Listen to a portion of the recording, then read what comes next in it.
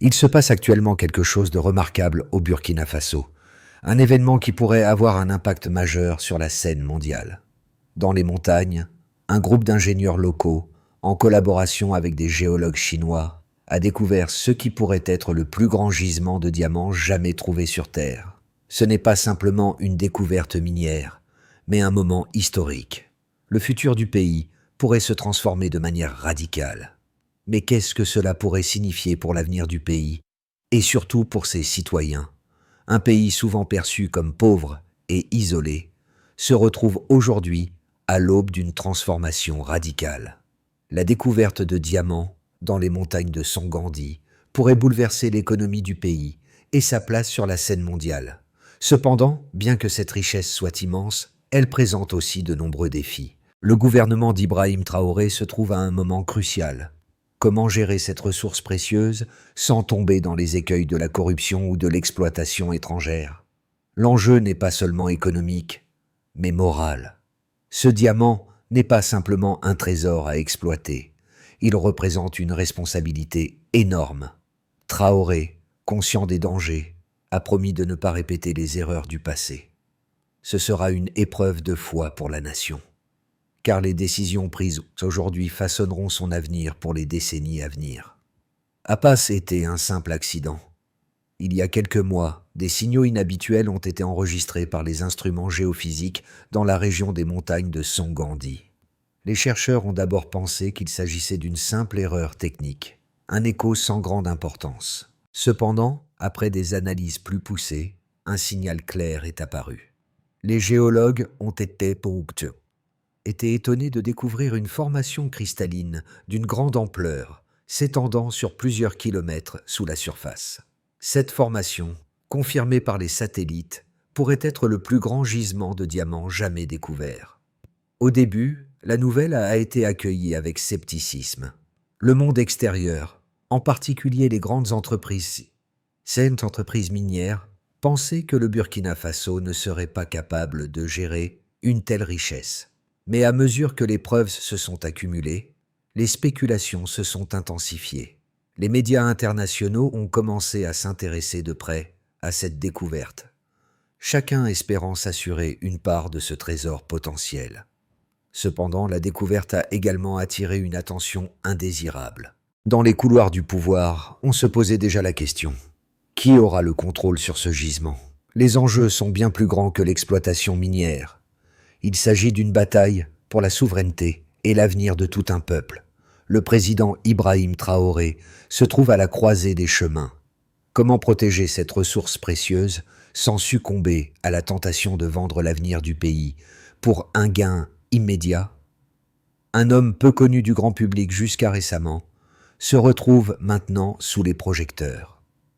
Dès son arrivée au pouvoir, il a montré une approche pragmatique, mais aussi une vision de long terme pour son pays. Face à cette découverte, il comprend l'ampleur de la responsabilité qui repose sur ses épaules. Cependant, son calme apparent cache une profonde réflexion sur ce que cette richesse pourrait signifier pour le Burkina Faso. Pour Traoré, ce n'est pas simplement une question de diamants, mais de dignité nationale. Dès les premiers jours, il a mis en place des mesures pour garantir que les bénéfices de cette découverte seraient utilisés pour le bien-être de la population et non pour enrichir une élite ou des intérêts étrangers. Le président a créé une commission nationale composée de scientifiques, de militaires et d'experts en éthique afin d'assurer une gestion transparente et équitable des ressources minières. Le message est clair. Le Burkina Faso ne se laissera pas exploiter comme d'autres nations riches en ressources naturelles. Le pays veut prendre son destin en main et s'assurer que cette opportunité ne soit pas une malédiction déguisée. Dès les premiers mois, des signes de résistance sont apparus, notamment de la part des grandes puissances étrangères qui ont vu leurs intérêts menacés. Pourtant, Traoré est déterminé. Il n'est pas prêt à vendre l'avenir du pays pour une poignée de diamants. Événements qui ont secoué le pays et le monde entier. Dès que la nouvelle a été rendue publique, le gouvernement ou le président de Traoré a mis en place des mesures de sécurité rigoureuses autour de la zone minière. Les autorités ont rapidement réalisé que cette découverte allait attirer des convoitises étrangères et pourrait exposer le pays à de graves risques géopolitiques. En réponse, une zone de sécurité a été établie autour du volcan Songandi, où les diamants ont été trouvés. L'armée a été déployée pour protéger le site et assurer que les explorations se fassent dans le respect de l'ordre et de la loi. Une commission nationale, composée de scientifiques, de militaires et d'experts en éthique, pour superviser l'exploitation des ressources. Cette décision n'a pas été bien accueillie par certains acteurs internationaux, notamment des entreprises minières et des gouvernements étrangers qui cherchaient à négocier des contrats. Toutefois, Traoré était resté ferme. Il a insisté sur le fait que les bénéfices de cette découverte devraient profiter directement au peuple burkinabé et non à des multinationales. Pour garantir la transparence, il a interdit toute négociation avec des entreprises étrangères sans l'accord préalable de la Commission nationale. Une campagne internationale a émergé, avec des pays voisins et des puissances mondiales exprimant leurs préoccupations concernant l'impact potentiel de cette découverte sur la stabilité de la région. Les tensions ont commencé à monter, et des rumeurs sur des tentatives de sabotage ont circulé. En dépit des pressions internationales et des tentatives de déstabilisation, Traoré a maintenu une position inébranlable. Il a régulièrement affirmé que la souveraineté du Burkina Faso était non négociable et que le pays devait se préparer à défendre ses ressources à tout prix. Quant à lui, a réagi avec un mélange d'incrédulité et de fierté. Des milliers de Burkinabés ont vu en cette découverte une opportunité de reconstruire leur pays sur des bases solides, loin de la dépendance extérieure. Les jeunes, qui avaient longtemps cherché à émigrer pour trouver de meilleures opportunités, ont commencé à s'engager dans des initiatives locales pour soutenir l'économie du pays. Le gouvernement a lancé des programmes de formation pour équiper les jeunes de compétences en géologie, en ingénierie minière et en gestion des ressources naturelles. Des négociations avec des investisseurs étrangers et des discussions au sein de la Commission nationale. Mais malgré tout, une chose restait claire. La direction du Burkina Faso, sous Traoré, ne fléchirait pas. Le pays allait se battre pour protéger ses diamants, non seulement pour sa richesse, mais aussi pour son avenir. Un des aspects les plus cruciaux de la gestion de cette découverte de diamants a été la collecte et l'analyse des données pour évaluer l'ampleur de la richesse que le Burkina Faso avait entre les mains. Dès les premières découvertes, une équipe d'experts internationaux a été chargée de réaliser une étude géologique détaillée. Selon les premières estimations, la masse cristalline découverte sous les montagnes de Songandi s'étend sur plusieurs kilomètres et pourrait contenir plusieurs milliards de dollars en diamants bruts. Ces chiffres ont été confirmés par des analyses spectrométriques réalisées par des laboratoires spécialisés. Oh, les chiffres bruts ne racontent qu'une partie de l'histoire. La véritable question était de savoir combien de temps il faudrait pour extraire ces diamants et quelles seraient les implications économiques et environnementales. Les experts ont estimé que l'exploitation complète du gisement pourrait prendre entre 15 et 20 ans, mais les retombées économiques pourraient être ressenties bien plus tôt. Selon les projections du gouvernement, si l'exploitation des diamants est bien gérée, elle pourrait multiplier le PIB du pays par 10 en moins de 5 ans. Mais s'il ne suffisait pas à convaincre certains sceptiques au sein du gouvernement et de la population, de nombreux Burkinabés se demandaient si cette richesse ne finirait pas par nuire à la stabilité du pays. Les leçons du passé, où l'exploitation des ressources naturelles avait souvent conduit à des inégalités et des conflits, étaient encore fraîches dans les mémoires. C'est pourquoi Traoré a insisté sur une gestion prudente et transparente des ressources. Un des aspects innovants du plan de Traoré était la création d'un fonds souverain destiné à gérer les revenus des diamants. Ce fonds serait utilisé pour financer des projets d'infrastructure, d'éducation et de santé, tout en garantissant que les générations futures bénéficient également de la richesse naturelle du pays. Certaines projections ont estimé que la valeur totale du gisement pourrait dépasser les 10 milliards de dollars, avec un rendement potentiel annuel d'environ 500 millions de dollars si l'exploitation commence dans les 12 prochains mois. Bien que ces chiffres soient encourageants, ils ont également attiré l'attention des grandes entreprises minières et des pays étrangers qui lorgnaient déjà sur les ressources du Burkina Faso. La compétition pour les droits d'exploitation s'intensifiait et Traoré savait qu'il devait naviguer prudemment entre les pressions internes et externes. Impact environnemental de cette découverte. Les experts ont averti que l'exploitation minière, bien qu'économiquement bénéfique, pourrait avoir des conséquences néfastes sur l'écosystème fragile du Sahel. C'est pourquoi le gouvernement, ou le président Traoré, a insisté sur l'intégration de pratiques minières durables, incluant des mesures de protection de la biodiversité et des projets de restauration des terres. Deux points de vue opposés sur l'exploitation des diamants du Burkina Faso ont émergé, chacun soutenu par des arguments solides. D'un côté, les défenseurs d'une exploitation ouverte et rapide des ressources naturelles affirmaient que le pays ne pouvait pas se permettre d'attendre plus longtemps.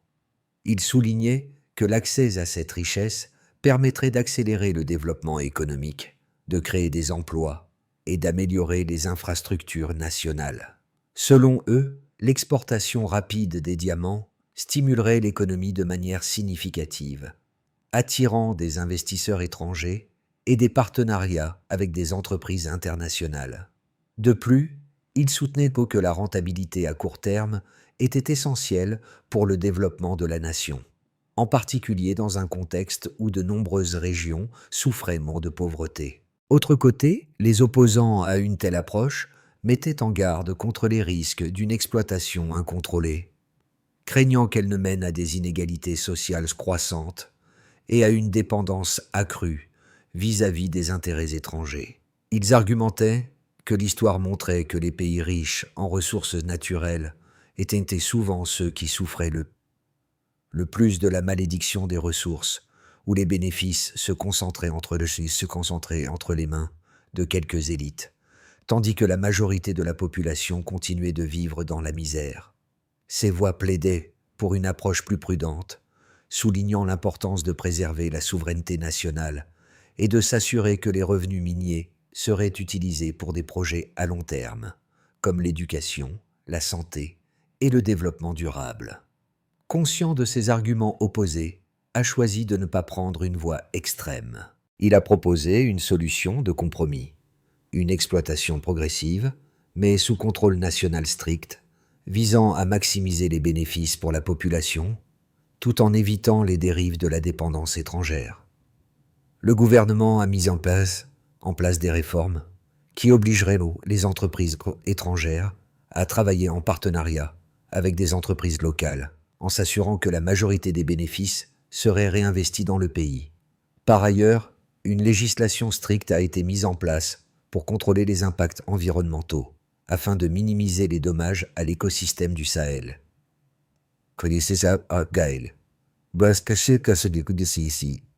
Même si des tensions demeuraient avec les acteurs internationaux, Traoré savait qu'il devait naviguer prudemment entre les attentes internes et les pressions externes.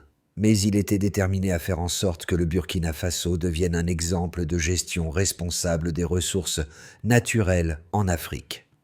Être éveillé, prononcé à la radio nationale, a traversé le pays comme un éclair. Ce n'était pas seulement une métaphore géologique, mais le symbole d'un peuple qui s'éveillait à sa propre puissance.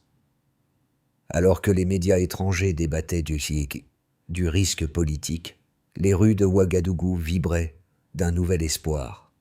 Des milliers de personnes descendaient dans les places publiques, brandissant des drapeaux faits à la main, chantant le nom d'Ibrahim Traoré. Les églises et les marchés, un même mot circulait, Renaissance. Ce n'était plus un slogan, mais une conviction. Le discours de Traoré à la nation, retransmis à la télévision, a marqué un tournant. Il n'a pas parlé d'or ni de richesse, mais de responsabilité, de courage et de dignité. Il a affirmé que la véritable valeur des diamants n'était pas dans leur éclat, mais dans la lumière qu'ils feraient naître dans les consciences. Là, le peuple du Burkina Faso a compris que sa force ne se trouvait pas sous la terre, mais dans son âme. Les conséquences sur le Burkina Faso ont été profondes et multiples. Les retombées immédiates ont été ressenties dans les secteurs économiques les plus divers, des infrastructures aux services sociaux. Le gouvernement a mis en place un système de redistribution des richesses pour s'assurer que les bénéfices de cette découverte ne profitent pas seulement à une élite restreinte, mais qu'ils touchent l'ensemble de la population. Les nouvelles routes, écoles et hôpitaux ont rapidement vu le jour. Cependant, ces progrès ont été accompagnés d'une pression croissante sur les ressources naturelles du pays. La question de l'impact environnemental est devenue centrale. Les experts ont averti que l'exploitation minière à grande échelle pourrait entraîner la dégradation des terres et affecter les écosystèmes fragiles du Sahel. Pour répondre à cela, le gouvernement ou le président a mis en place des politiques strictes de gestion durable, y compris des projets de reboisement et de restauration des terres. De-delà de l'économie, la découverte des diamants a modifié l'équilibre social et politique du pays. Les tensions internes ont commencé à émerger, notamment entre les différentes factions politiques et les groupes de la société civile. Certains voyaient dans cette richesse une opportunité de renouveau pour le pays, tandis que d'autres s'inquiétaient des effets à long terme sur la stabilité du gouvernement de Traoré.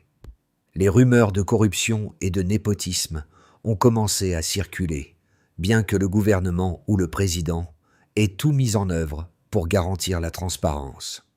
La situation a pris une tournure géopolitique. Des pays voisins ont vu d'un mauvais œil la montée en puissance du Burkina Faso, un pays qui, jusque-là, n'avait pas eu un rôle majeur dans les affaires africaines. Des puissances occidentales ont multiplié les pressions pour obtenir des contrats d'exploitation minière. Mais Traoré a fermement résisté, insistant sur la souveraineté nationale et l'importance de garder le contrôle sur les ressources du pays. Les négociations avec les investisseurs étrangers se sont intensifiées, mais Traoré n'a jamais cédé aux compromis qui auraient pu affaiblir la position du Burkina Faso. Les changements étaient tout aussi marquants. Là où la pauvreté régnait auparavant, une nouvelle classe moyenne commençait à émerger. L'éducation devenait plus accessible, et les jeunes, qui auparavant cherchaient une vie meilleure à l'étranger, retrouvaient un sens d'espoir dans leur propre pays. Les programmes d'apprentissage et de formation professionnelle ont été renforcés, garantissant que le capital humain du pays puisse tirer profit des nouvelles opportunités économiques. Cependant, des défis demeuraient. Le fossé entre les zones urbaines et rurales se creusait, et la question de l'équité dans la distribution des richesses restait une préoccupation majeure. L'impact sur la sécurité nationale a été considérable. Le gouvernement a dû renforcer ses capacités de défense face à des menaces internes et externes, avec des tensions croissantes au sein de certaines régions frontalières. Le Burkina Faso, longtemps perçu comme un acteur régional marginal, s'est retrouvé au centre des préoccupations géopolitiques, avec des acteurs étrangers tentant d'influencer ses politiques économiques et militaires. Traoré, cependant, restait ferme, convaincu que cette richesse nouvelle offrirait à son pays non seulement des opportunités économiques, mais aussi un pouvoir diplomatique renforcé. Exploitation minière, 3 scénarios se dessinent pour les 6 à 12 mois à venir, chacun ayant des implications profondes pour l'avenir du pays. Croissance rapide et stabilité économique, le Burkina Faso exploite avec succès ses ressources minières, créant une richesse nationale qui se reflète dans une économie en forte croissance. Les investissements étrangers affluent, mais sous des conditions strictes garantissant la souveraineté nationale. Le pays utilise ces nouvelles ressources pour améliorer les infrastructures, l'éducation et la santé, et sa classe moyenne se développe rapidement. Le fonds souverain mis en place par Traoré devient un modèle pour la gestion responsable des ressources naturelles. Les relations internationales s'améliorent et le pays gagne du respect sur la scène mondiale en tant qu'exemple de gestion durable. Toutefois, des défis subsistent, notamment la nécessité de maintenir l'équilibre entre développement et préservation de l'environnement. Conflits internes et externalisation de la gestion minière, les tensions internes augmentent, à mesure que les riches ressources du pays attirent de plus en plus d'intérêt. Étrangers. Une partie de la population se sent exclue des bénéfices économiques, tandis que des factions politiques internes rivalisent pour le contrôle des ressources. Le gouvernement, sous la pression de multinationales, pourrait céder à certaines concessions, permettant une plus grande externalisation de la gestion minière. Bien que l'économie croisse, le pays se retrouve de plus en plus dépendant des acteurs étrangers, ce qui nuit à sa souveraineté et à sa stabilité politique. Des manifestations populaires et des conflits sociaux éclatent, alimentés par un sentiment de frustration croissant face à une inégalité de répartition des richesses. Crise environnementale et politique exploitation minière et de ses conséquences environnementales. L'exploitation non durable des diamants entraîne une dégradation rapide des écosystèmes du Sahel. Les terres agricoles sont polluées, affectant la vie de milliers de personnes dans les régions rurales. En réponse, les groupes environnementaux et la société civile font pression sur le gouvernement ou le président pour qu'il prenne des mesures plus strictes. Les tensions sociales montent et une partie de la population se rebelle contre ce qu'elle perçoit comme un pillage des ressources naturelles du pays au profit d'intérêts étrangers. À l'international, les critiques fusent et les pressions économiques augmentent. 60. Le gouvernement de Traoré, acculé, pourrait être obligé de réévaluer ses priorités, ce qui entraînerait une instabilité politique croissante. Il est difficile de ne pas voir les implications profondes pour les autres nations africaines. Le message envoyé par Ibrahim Traoré et par son peuple est clair. Un pays ne doit pas accepter de se contenter de ce qu'on lui donne, mais doit prendre son destin en main. Dans les rues de Ouagadougou, les jeunes chantent des slogans de fierté, mais aussi d'unité. Ils ne veulent que plus être perçus comme un pays pauvre, mais comme un exemple de résistance et de courage. Ils veulent y voir leur pays non seulement riche en ressources, mais aussi riche en dignité et en indépendance. À l'échelle mondiale, cette histoire résonne comme un écho à travers les continents. Le Burkina Faso, un pays qui était autrefois considéré comme périphérique, devient aujourd'hui le centre d'une discussion sur la justice économique et la souveraineté des nations. Traoré, en décidant de conserver le contrôle total sur ses ressources naturelles, renverse le modèle traditionnel de la mondialisation économique où les pays en développement se retrouvent souvent dépossédés de leurs richesses. Cette volonté d'indépendance touche le cœur de ceux qui se battent pour l'autosuffisance et la justice sociale. Les histoires de ces enfants dans les rues, d'étudiants qui retournent dans leur pays pour participer au renouveau, de familles qui voient l'avenir avec espoir, sont des témoignages puissants de ce que la dignité nationale peut apporter à un peuple. Le monde entier regarde, mais c'est surtout l'Afrique qui retient son souffle, se demandant si le Burkina Faso peut vraiment redéfinir les règles du jeu. Un plan en plusieurs étapes doit être mis en place. La première étape consiste à renforcer les institutions nationales pour assurer la transparence dans la gestion des ressources. Le gouvernement devra mettre en place des audits réguliers, tant à l'échelle nationale qu'internationale, afin de garantir que les bénéfices des diamants profitent réellement à la population. L'édification d'une commission de surveillance indépendante, composée de citoyens, d'experts en économie et de représentants internationaux, serait un pas important dans cette direction. Il sera essentiel de diversifier l'économie pour ne pas devenir dépendant des seules ressources minières. Le Burkina Faso doit investir massivement dans des secteurs clés tels que l'agriculture durable, l'éducation et les énergies renouvelables. Les revenus provenant des diamants pourraient être alloués à des projets de développement à long terme, qui permettent au pays de bâtir une base économique plus solide et plus résiliente face aux fluctuations des marchés mondiaux des matières premières, ainsi qu'avec les puissances mondiales. Le Burkina Faso doit se positionner comme un leader dans le domaine de la gestion des ressources naturelles et de la souveraineté économique, tout en préservant ses intérêts nationaux.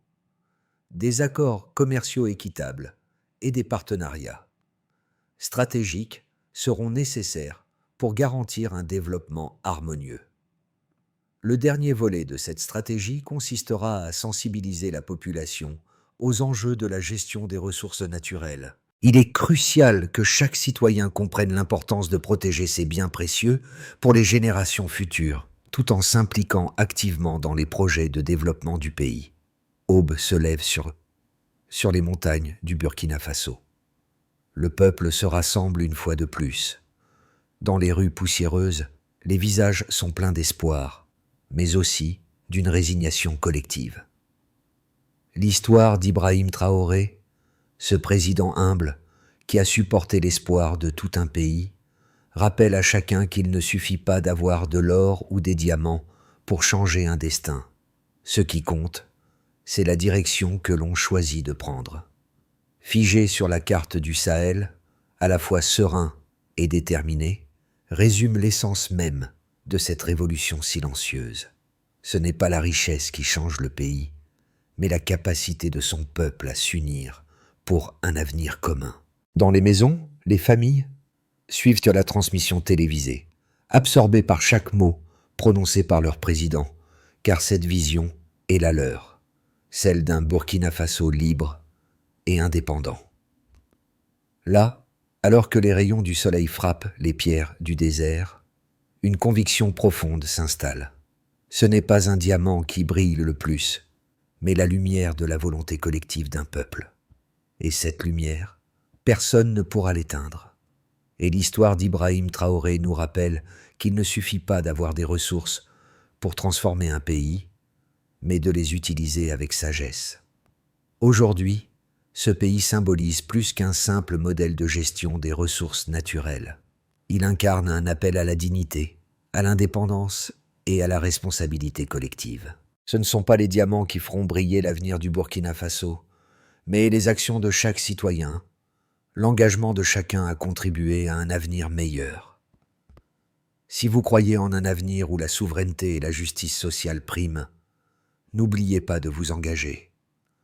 Partagez cette histoire, parlez-en autour de vous, et inspirez les autres à suivre cet exemple de courage et de vision, parce que la véritable richesse réside dans la capacité d'un peuple à se lever et à façonner son propre destin. L'avenir du Burkina Faso est à portée de main, à vous de le construire,